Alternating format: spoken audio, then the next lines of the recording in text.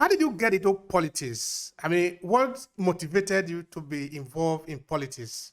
I think there could be a number of reasons. Partly what we experienced when we were growing up.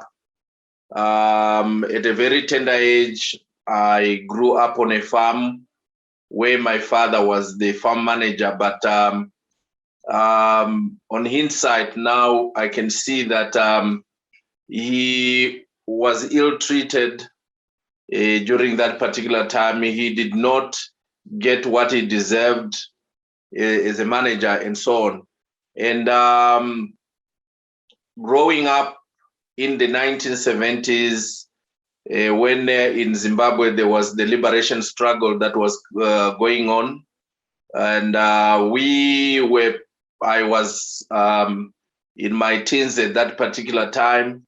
So we saw what was happening. We went to night vigils where we could understand why people had gone out to war. We could listen to messages that were chanted through various radio stations by our the liberators, would be liberators, trying to sell the message of why we needed to unite and fight the colonizer. And that's when we became to know that the life that we were leading at that particular time, we were not particularly determining what we needed to do as a people.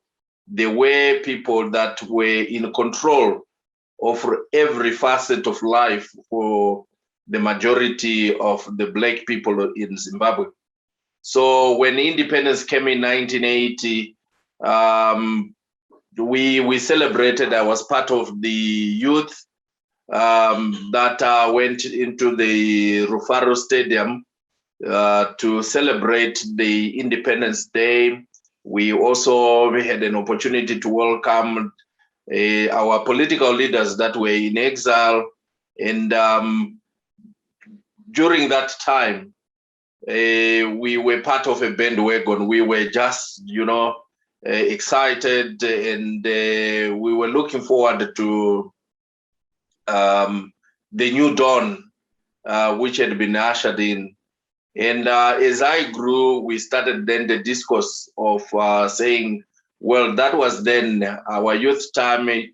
We were just following, and now it became necessary for me to participate actively in the politics of the country, and also participate in quite a number of other forums in which we discuss issues to do with the politics of Africa and even of the world. Thank you very much. That is really very important. At least it falls within the conversation that we have today. So tell me a bit more. That day that you were in the stadium celebrating independence, how did you feel? Share a bit of your feeling with us. I would start by giving the feeling that we had when the two the two leaders of the former liberation movements or the liberation movements, ZAPU and ZANU, came into the country. The first to come was Father Zimbabwe, Dr. Joshua Nkomo, and we celebrated. We felt the victory that was coming into the country. We were excited. We had a renewed hope. We had so many wishes of the things that we thought and felt that we should be able to achieve as a Black people. We also felt that it was a time that we could then shape our own destiny. And the euphoria that comes with being liberated was what we had at that particular time. Everything else that we yearned for before the 1980, we felt that we had finally obtained that, and this was the excitement that could be felt and had throughout the country. And as a young person growing up at that particular time, we thought that this was our opportunity to celebrate, an opportunity to embrace the new dawn, an opportunity to also thank those who had gone out there in the bush to fight the colonizers. So there was, the excitement was huge.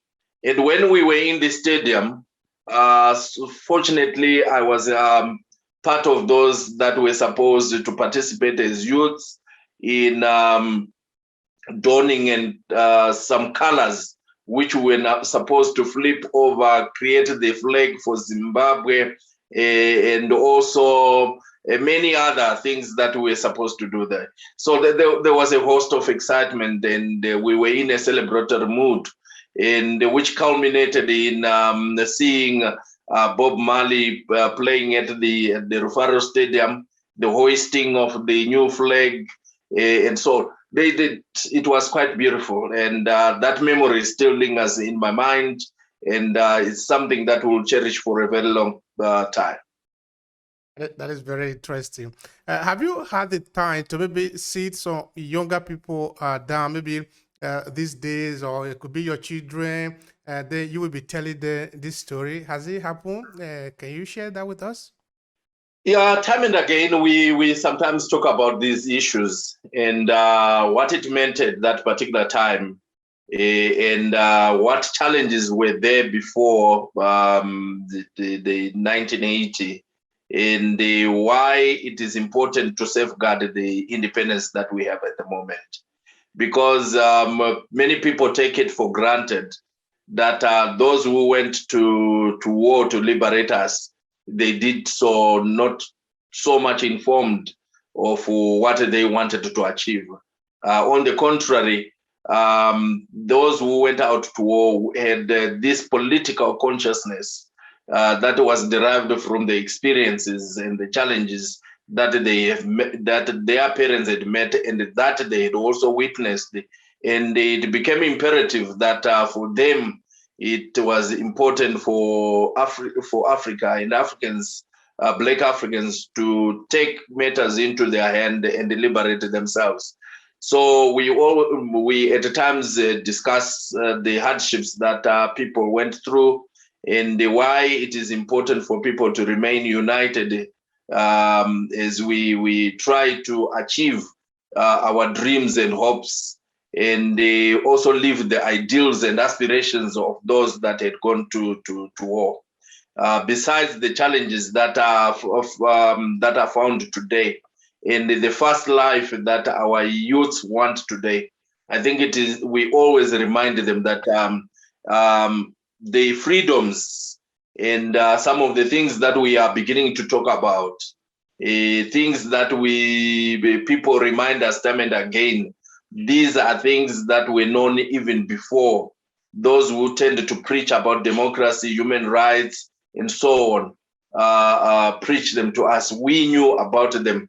And those are some of the reasons why people went to war. And it is not a new phenomenon for people to begin to talk about human rights, to talk about democracy, to talk about, because throughout the African continent, wherever you have seen people going to war, one of the fundamental reasons why they had to go to war is to make sure that they have the one man, one vote, and they have the democracy, which is functional. They also have the respect of the human rights and so on. So they were fighting the injustices that were there before. And this is why it is important for us to continue to remind youths that the independence that we have on the African continent did not come on the silver platter. There are so many lives that were lost, and we must always make sure that we safeguard that independence and the freedom that we have.